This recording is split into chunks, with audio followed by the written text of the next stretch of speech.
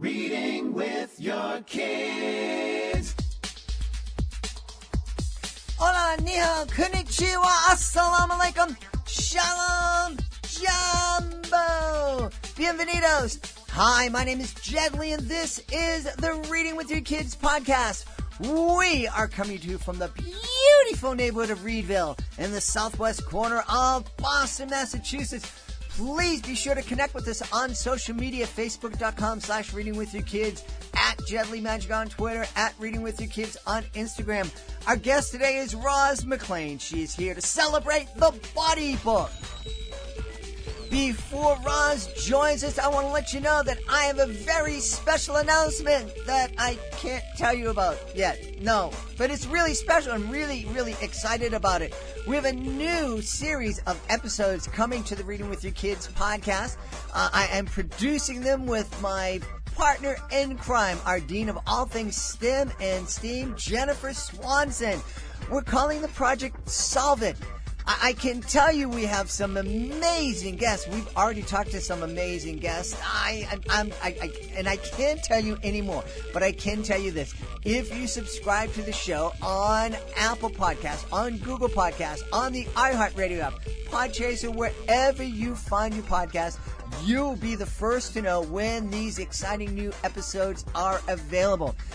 Start looking for them around the middle of May. We'll have more information to you as soon as possible. But I have to tell you, I am so excited. Solve It is going to blow you and your kids away. That's right. This is a podcast, a series of podcast episodes that are being developed for you and your kids to listen to together. So be sure to subscribe. Solve It is coming your way.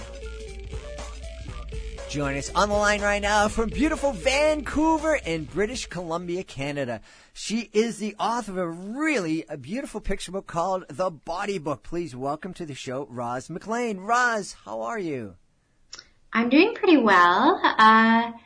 Just taking it easy during this kind of crazy time, but spirits are still high. That's right. Roz and I are speaking right at I don't know if you're quarantined or not up in Vancouver. We pretty much, we've been asked to stay inside and restaurants are closed and schools just closed today for at least 3 weeks and some schools for 6 weeks. So right in the beginning of this virus quarantine while we're recording this, but like you said, the spirits are high. I hear a lot of energy and excitement in your voice, and I'm really excited to learn more about the Body Book. Yeah. Well, thanks for having me again. And, I'm really excited to talk about the Body Book. It came out in 2017, I think, so it's been around for a little while, but I'm always happy to kind of talk about it and let people know about it because I think it's, I created it to be a resource about body acceptance and kind of body positivity and just learning about body diversity for children, for pretty young children. And then I think it's one of those books. It's got bright pictures, not too many words, so it can start right with toddlers. And then I've worked with kids who have liked it up to 7, 8. It's kind of a good age, so it's got a good span. Yeah. Tell us with that. I think we understand when we hear the word, the phrase body diversity. We understand that everybody, that we're different, that that human beings come in all shapes and sizes. But what about body acceptance? That's slightly, it's different and it's kind of newer. Talk a little bit about that.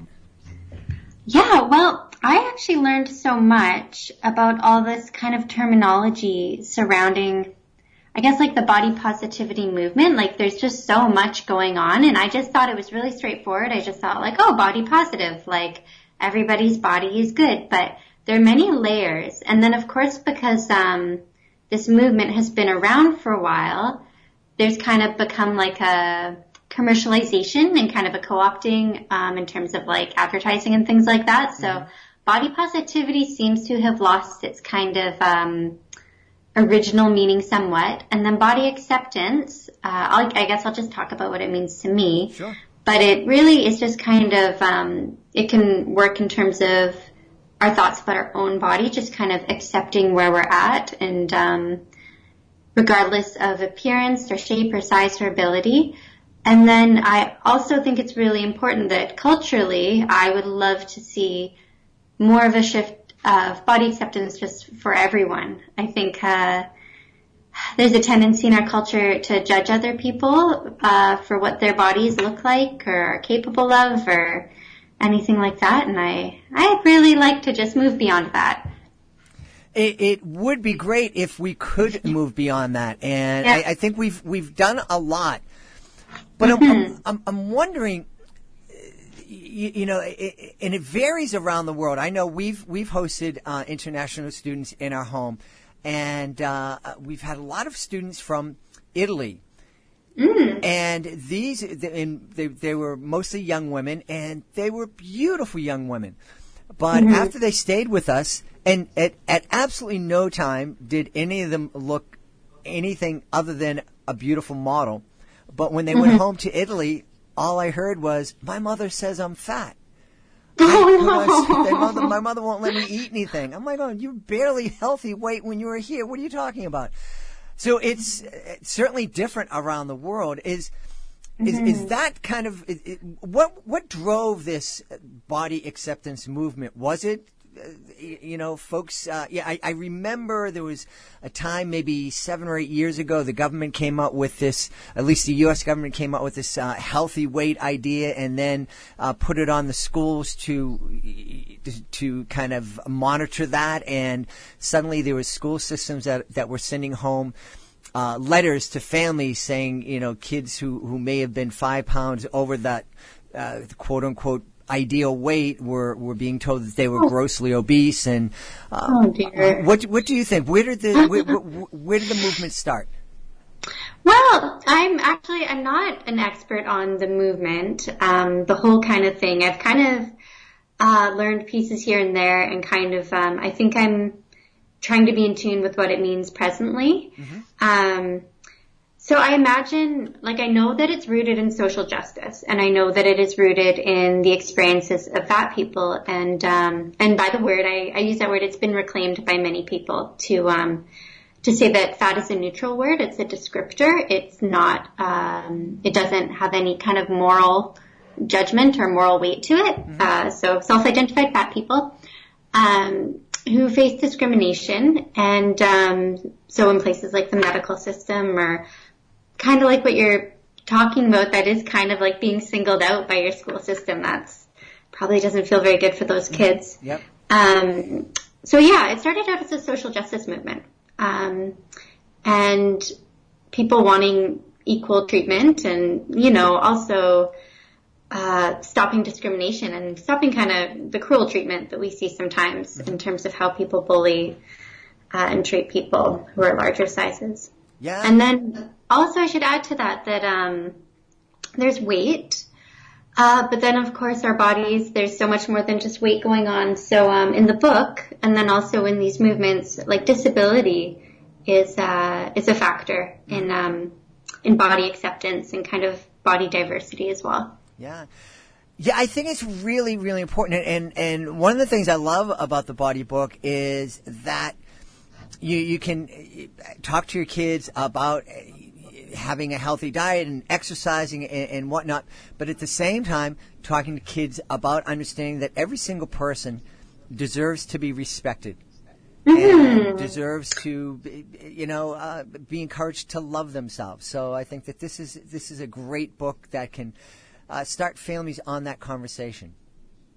Thank you. Yeah, and that was definitely the intention. And I really just wanted to normalize the idea that we don't need to kind of pathologize any types of bodies. Like in the book, it's very, very simple. It's just some bodies are big, some bodies are small. They're all different shapes, sizes, and everyone's just kind of smiling, and it's very simple.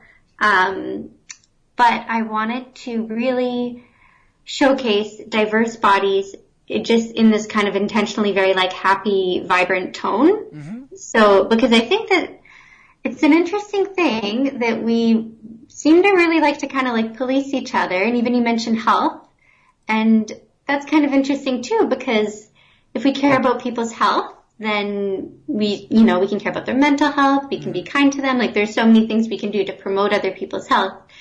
But there's definitely a phenomenon going on where the thing people do to focus on other people's health is kind of like bully them and tell them what's wrong with them.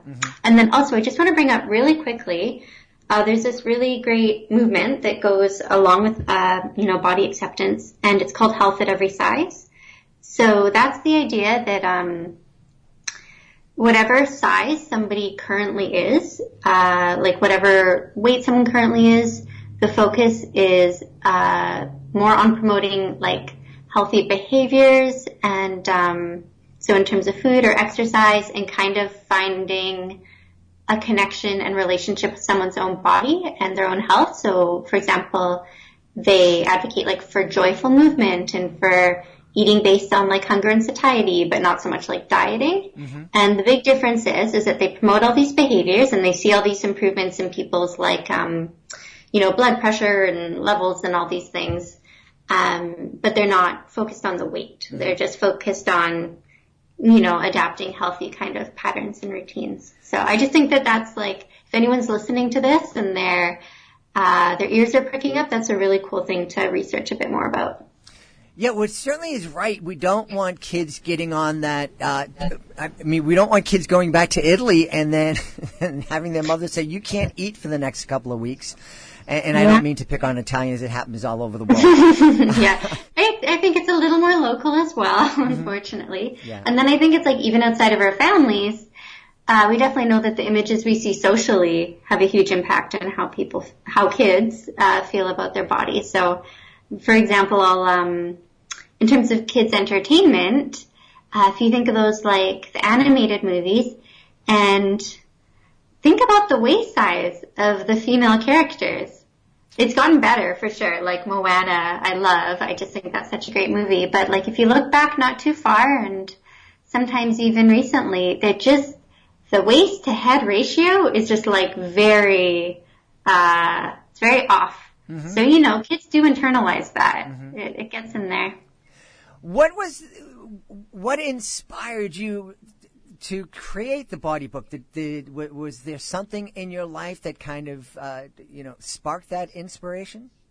Yeah, for sure. Well, for one thing, I work with kids. So I'm, in addition to kind of my art, my writing, I'm a student support worker. So I work with kids with disabilities in Vancouver's public schools. So I've worked in a lot of primary grades and elementary schools. So I've really been seeing how kids have kind of been talking to each other and been talking about themselves. And I've kind of been seeing them figure all this body stuff out. And, to be honest, it makes me pretty sad sometimes because kids are really hard on themselves. And then also the other kind of personal piece of it is that growing up, I did have an eating disorder. So when you recover from something like that, you do a lot of critical thinking of kind of how you got to that place. And then you're kind of, for me, there's also a point where I was kind of like, well, this just really shouldn't be this way. So those two things together really inspired me. I love that you talk about kids with physical challenges too. We talked a little bit about me transitioning out of social work and human services into performance. And that was the last job that I had in human services, was working with kids with severe developmental disabilities and also physical disabilities. And my job was to, I had a bunch of jobs, but probably the most important job was to give them, create opportunities for them to interact with the typical kids in the city. And there was a lot of fear from the folks who are working with the kids with disabilities. They were afraid, these kids are going to go outside and they're going to be made fun of and whatnot. The folks in the typical audience were a little bit fearful because they just had questions and they didn't know. But once we started a dialogue, and once the quote unquote typical kids got to know the kids that were at my school, beautiful friendships happened, and the kind of differences kind of melted away.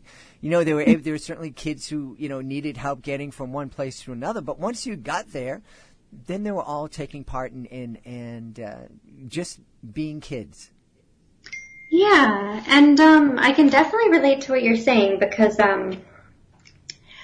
that's really something I've seen in my own work as well. And then I'm not sure what the system is like where you are, but in Vancouver and BC in Canada, we have it's just I guess like mainstreaming or inclusive schools. So it's children with disabilities will just be in regular classrooms with their peers. And then it's been so interesting supporting these kids because I also talk to their parents, and there's been so much fear, understandable fear on their part, because they're imagining when they were growing up and they didn't have these kids in their classroom, so they're just so afraid that their kid is going to get made fun of. Mm-hmm. And then, but what I've seen with the kids, at least that I've supported, so this is definitely, in the bubble of my experience, but it's just when they get to know their peers with disabilities from a young age, it's like the relationship and the connection is just so natural. And like you said, just really beautiful friendships. And it really, I feel, I've seen it really bring out another side of just like typically abled peers too. Just that kind of like, you really see kindness that you don't usually get to see, and kind of like, making an extra effort to be inclusive. And yeah, so I guess like what you're saying, just, that chance for connection and chance to be in the same space. So that's kind of another part of the book too, where I wanted to, for kids who maybe don't have peers that have disabilities, I wanted to be like, hey, there's lots of people like this. It's totally cool. And then for, inclusive settings, I wanted to show those kids that do have disabilities, like, hey, like, this is somebody who maybe uses a mobility device like you, or maybe, has a different body size, or your body works a little differently, just like you. So, yeah, that definitely played into how I was thinking about the book. Well, we've definitely talked a lot about representation here on the podcast and how important it is for kids to see themselves in the pages of the book. Mm-hmm. And I also believe that it's incredibly important for kids to see others represented in books, because that's the start of understanding. You may not, especially when you're 4 or 5 years old, your world's pretty small, and you haven't encountered, you may not have encountered folks from different races and different cultures and different body abilities and different body sizes. But this is a great way to start that exploration and to start the understanding that we all are different, but on the inside, we all need to be loved, and we all deserve to be respected. Mm-hmm. Yeah, that's really well said.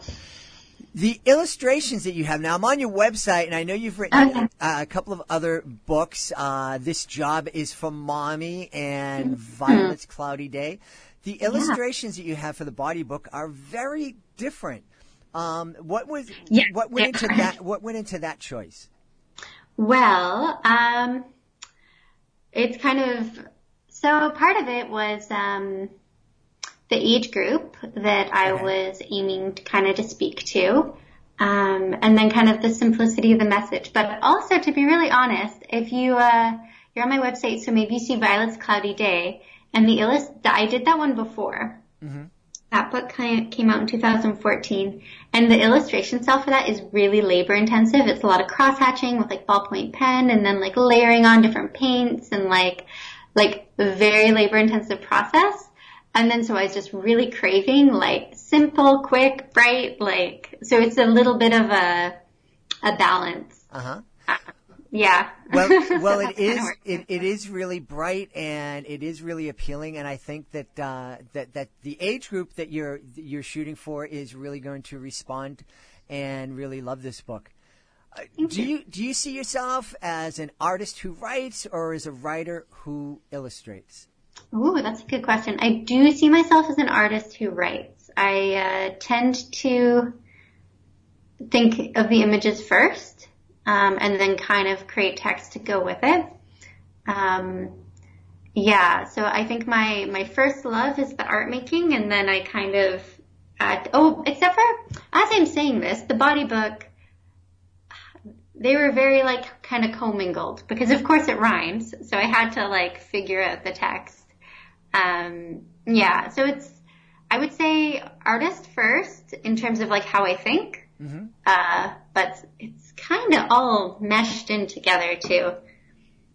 It's really, really, really fun. It's, I've talked to some other artists, authors who say they kind of bounce back and forth. And so for some projects, it's like, well, I was the author first and then I drew the pictures, and others, it was, you know, the pictures came first and the words came afterwards. I guess it's kind of like writing a song, you know, sometimes a melody comes and you have to figure out the lyrics, and other times the lyrics come and you have to find some, you know, melody to wrap around it. Yeah, I imagine I'm not very musical, but I'll take your word for it. Well, what's next for Roz MacLean? Do you have a project that you're working on now? Yeah, I do have a couple of children's book projects. One is kind of my own personal project, and it's in the process of kind of pitching and a little bit of adjusting and then repitching. So it's kind of in the works still. And then, but that one kind of is in the same world of diversity and inclusion and everything. And then I can't give too much detail because it hasn't been announced yet, but there's another illustration project I'm doing that it's also kind of in the same world of, more like disability oriented, and it's an Own Voices project, which I'm really excited about. So that's by another author, but it's a project that I'm really excited to do the illustrations for. Well, that's really exciting. Well, your website is beautiful, and it's a great place not only to go to learn more about the Body Book, but also just to see you have a really I guess a very diverse style. Your illustrations are very diverse, and I think folks would want to go check that out. So where can folks connect with you online? Okay, well, my website, like you said, is a great place. So it's Roz MacLean, which is RozMaclean.com. So that's got all my wide range of art I like to do.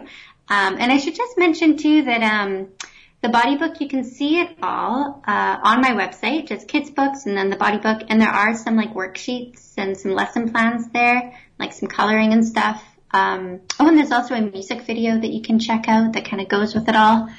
And then the other place that I'm the most present would be Instagram. So that I'm at Roz _MacLean. And then I am on Twitter, just Roz MacLean, but I'm not too active there. Awesome. Well, we've had a great time speaking to the author and illustrator of The Body Book, Roz MacLean. Roz, thanks so much for being part of the show. Thank you so much for having me. Please be sure to join us for the next edition of the Reading with Your Kids podcast. Our guest will be Candace Ransom. She'll be here to tell us about Bones in the White House, Thomas Jefferson's mammoth. Now, the story behind Bones in the White House is fascinating, and you don't want to miss it. But also, Candace becomes very candid during the interview. I was really surprised at how much she shared. And one of the things that was really heartbreaking was that Candace told us that she never had anybody read to her when she was growing up. And she shares the pain that still exists in her heart. The fact that she didn't have anybody there left a giant hole. In fact, at one point in the interview, she says, I would have loved to have had the experience of being close to a parent. Don't miss it. It's a really, really powerful episode of the Reading with Your Kids podcast. I want to thank the folks who made today's show so very wonderful. Of course, I want to thank our guest, Roz MacLean. Be sure to check out The Body Book. I also want to thank my incredible team, starting with my amazing producer, Fatima Khan. I want to thank my awesome author ambassador, Peggy Cotto. I want to thank my beautiful wife for all the support she gives me. But most of all, I want to thank you. Thank you so much for taking the time to join us today. But thank you so very, very much for giving your child the experience of feeling close to a loving parent. That's so very, very important. I'll be looking for you in the next episode of the Reading with Your Kids podcast.